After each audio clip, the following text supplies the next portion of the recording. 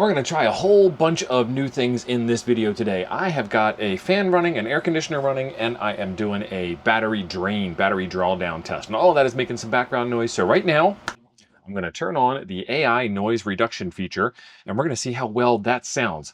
So there might be a little bit of distortion, maybe not. You never know. Let me know in the comments down below if you feel like the AI noise reduction is better or worse.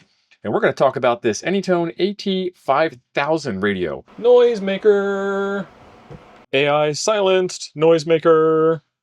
In the previous video, I got it, and I immediately took it from being a CB radio and made it into a ham radio for 10, 11, and 12 meters. We did some purity testing. It was clean. I liked it, but there were some bugs. I didn't get the manual, so I don't know, whether they were normal bugs or not normal bugs. I looked online. The manual wasn't necessarily written for my type of usage pattern. So I reached out to the manufacturer and I got some answers, and we're going to take a look at that today. So the first one up is the manual and programming software. She sent me the programming software. We're going to play with that.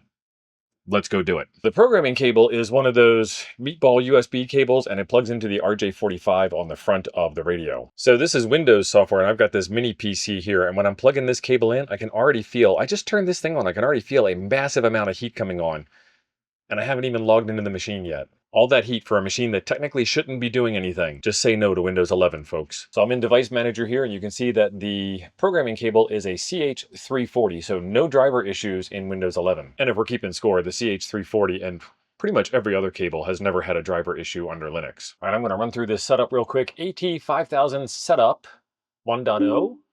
Yes, I'd like to run it on the computer. Yes, I'd like to do the next, install, and then launch it. And the radio needs to be plugged in. All right, plugged in, booting up. You guys can't see that. Hey, booted up. There we go. All right, so now let's do read from radio. Cannot open COM port. Well, I didn't set up the COM port. Set up COM port. Pick the only one that's available, COM 5. It said COM 8. Now let's read from the radio again. Yes, I'd like to continue. And we're reading. PC read. It immediately shut off the receiver section. I heard the sound go down. That's a pretty fast read. All right, here is the radio, and it rebooted after a read. Don't do that. And it looks like I can change the programming immediately right in here without having to do the three-finger salute. So I see 29.6 on band I, channel 13. So work channel is 13, work group is I, band is I, and it should be 29.660, which is 13, 29.660. Okay. So I'm going to change this over to, from ham, 28 megahertz to 29.7 to HF, 24.715 megahertz to 30.105 megahertz. And I'm going to do write to radio. And we're writing to the radio. We're going to see if that did the band stack change. All right, radio has rebooted. We're on channel 9. We're on band 9. Channel, what, how do you do this? We're on band G, work group G, channel 9, which is supposed to be 28.415, and it is 28.415.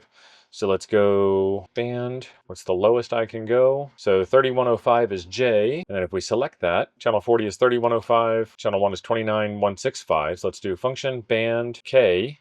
For some reason, J and K is the middle of the thing here. 25.155, 24.715. All right, so that confirms that after you change the jumper inside that I showed you in the previous video, that you can then change it from the software that I'm showing you in this video instead of having to do the three-finger salute and going through the menu. So that's pretty cool. Now I want to program in a 10-meter repeater, and let's do that. So taking a wild guess, I'm going to make this really easy. I'm going to do band A, work group A, and we're going to do channel 1. Ooh, look at this. I'm going to sneak right into the side here. And then let me look up in repeater book what a good 10-meter repeater is in the area. All right, we've got 29660, the N6LIZ repeater on Mount Harvard. So tap on that, and let's do, so we're going to listen on 29.66000, and then busy channel lockout, we'll leave that off. I don't know what rep add sub BB is. Let's check in our manual. And then there is a CTCSS tone. The RX CTCSS tone is 107.2. The TX CTCSS tone is 107.2. And I'm going to leave the RX off. I don't know that we're going to be able to do this or not, but I don't need to block inbound signals. Scan add public on. BOT, EOT, call, H, high cut, noise blanker, echo, power. Let's do power high. Where do I put the other side of the frequency in? Where do I work split? I don't see it changing anything. Option features. Oh my goodness, there's a lot of option features on here. Bluetooth device name. That's interesting.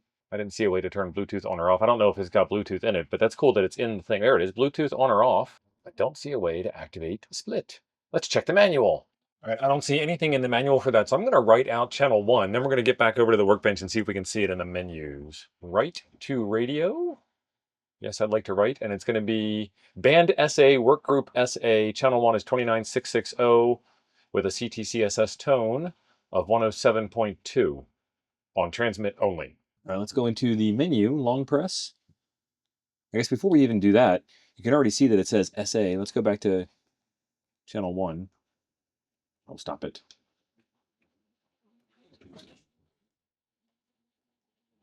Now all of a sudden you're in volume mode. Okay, cool. So now these are up and down volume buttons. I forget how I did that. And this is your VFO knob. That's awesome. And we did channel 1. Should be 29660. And it is 29660. And it says plus for offset. So there's got to be, well, we know there is, but how do we do it? Menu, channel parameters. So that was rep add. I still don't know what that is. Well, I just looked and that's not in the manual. On press function.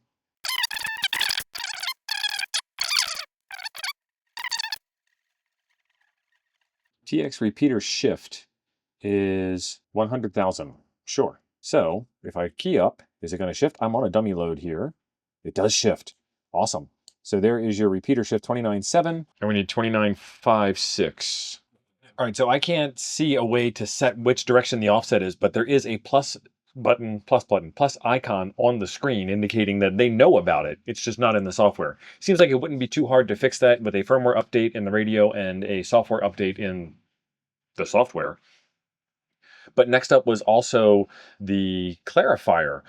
Most CB radios have a channel, click, click, click, click, and then a clarifier. So the channel is very defined channels that are, so many hertz off. So let's, for example, let's say 29.6, 29.7, 29.8. Well, what if you wanted to go between 29.6 and 29.7?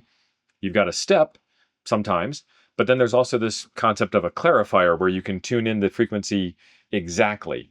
And this is really designed for CB use, and I'm adapting it to ham use. And CBers can use this, but not as often as hams do. The intended use of this is stick it in your car, change channels as you're driving, don't look at it. It's not the same as a ham radio where you're trying to dial in precisely on a frequency on somebody who might be a little bit off or have an old transmitter or whatever. Let me show you the clarifier because it wasn't obvious in the manual. And really, I think it's one of those things that once you see it, let's go to a different channel here. So channel 2, why do these all say RT and split? Are they all set on split? No, they're not all set on split. Okay.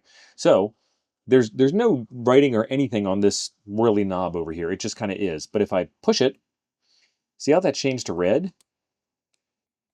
Now I can change. And I can also push it again, and I can change in more coarse tuning. Or I can go back 65, 75, 85. That's what I was talking about with just the channels being at that weird step. So we can go in there, and now I can change individually.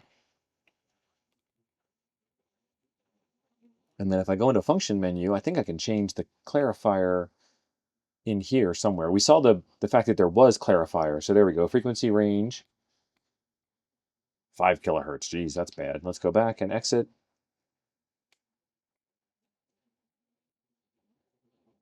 There we go. See, now for me in ham radio, that's where I would be changing is that last digit right there.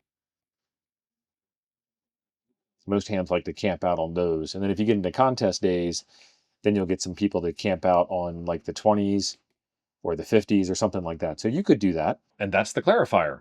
Okay, so we talked about the key beep where it's from like screaming ridiculously loud to, oh my God, it's killing me loud. And there's like no in between. And there's like nothing below the lowest setting that would be pleasing to the ear. I mean, sometimes in a car situation, you want to have a loud beep. I understand that. And it's also very useful to get that feedback that something's happening, especially for our non-light dependent people like me. So they're going to work on that. They're going to fix that. But we also got back to that power on off issue bug. Again, I didn't have a manual in the last go round and I didn't know that it did this, but here's what it's supposed to be doing. All right, so if I just hit the off button once, it's a real quick mute. That is a fantastic feature. Hit it again and the mute is off and you can go back to hearing things. I don't have an antenna plugged in, so you're not going to hear anything. Now, if I long press to turn this off, which you would normally do, I get this clock and stop right there. And that's the way it's going to be. That is off. And then if I press it one more time, it turns the screen off. Now it's rebooting. So off is with the clock on. Those are your features. Is there a menu for the clock? So there's time where I can set the clock.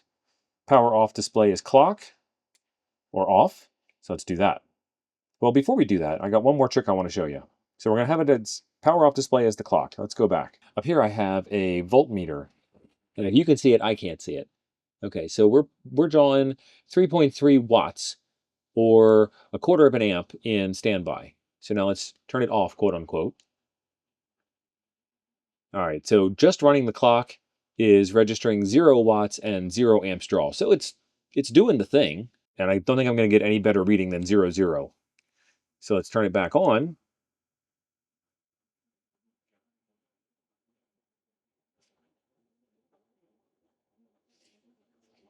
Go into function. Go into time parameter.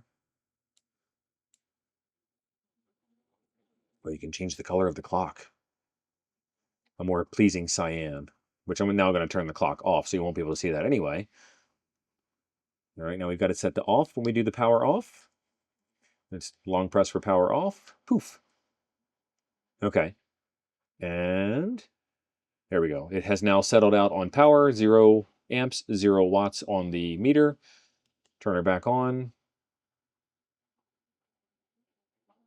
And it's just a single quick press to turn it on. So let's go back into function. Time parameters. Turn that back on because I changed the color and don't want to tease you guys. Oh, look, it's cyan now. Okay. Turn it back on. And since we have the power meter, let's do a power test. Change the mode to something that puts out a carrier. FM, high power. Again, I'm into a dummy load with the power meter down here. We're drawing a quarter of an amp, 0.22, 0.23, and 3 watts on idle. Let's key up. 25.4 watts, 2.83 amps, 37 watts in, 25 watts out. Pretty efficient, actually. So I think you could totally run this thing off of a cigarette lighter plug if you wanted to do that, which gives you a couple of more options. You could also run it off of a small battery or run it off of directly connecting it to the car's battery that you're installing this thing into, instead of just plugging it into the Ham Shack power supply, which is what I did. I'm still pretty impressed with this radio for price reasons, as well as for size reasons, and I love it because it's the same shape as the RT95 radio that I like so much, the Anytone 778UV and a bunch of others. So if they do any firmware updates on it that make it more accessible to do repeaters, I will let you know. Again, I think we can do it with dual watch, where we have it listening on the one frequency for the repeater for incoming traffic, and then the key down frequency with the tones on it is the active display frequency that you're primarily working. So when we take a radio and we move it from its intended audience over to ham radio, we have to kind of put up with a little bit of idiosyncrasies. Are there better 10-meter export radios out there? Yes. Are there better ways to do... Actually, yes and no, to tell you the truth. The 10-meter export radios are all over the map in terms of what they can and can't do. Are there better ham radios out there that you should be getting instead of this? Yeah, but they cost a lot more. Is this, totally worth the bang for the buck? I have certainly got about $200 worth of fun out of this, and hopefully you have gotten some fun out of watching this video. If you like watching somebody play with radios and make them do things that they weren't supposed to do, this is the channel for you. There is a subscribe button right down below the video here. I would love it if you click that subscribe button. And if you keep going down, you'll get links to the radio and the power meter and some of the other stuff that I showed in the video here as well. If you missed the original video where I did the 10-meter mod to it, I will leave that one linked right over here. Thanks for being awesome. I'll see you over there.